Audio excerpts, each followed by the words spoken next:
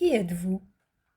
Savez-vous qu'il y a une différence entre qui vous êtes et qui vous croyez être, et que cette différence peut être assez importante suivant les personnes?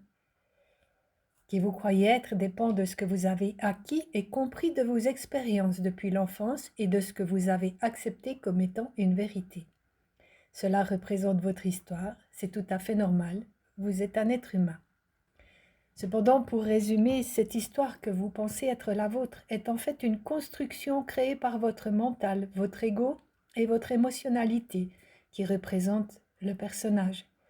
C'est une histoire à laquelle le personnage s'accroche pour se définir et poser des actions puisqu'il ne connaît pas autre chose que les références qu'il a du passé et les craintes qu'il ressent de l'avenir qui ne peut pas être contrôlé.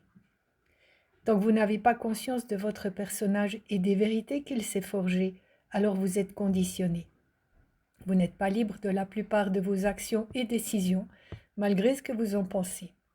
Et vous ne dépassez jamais les possibilités que le personnage vous offre, puisqu'il reste attaché au passé, craint l'avenir et ne sait pas être présent.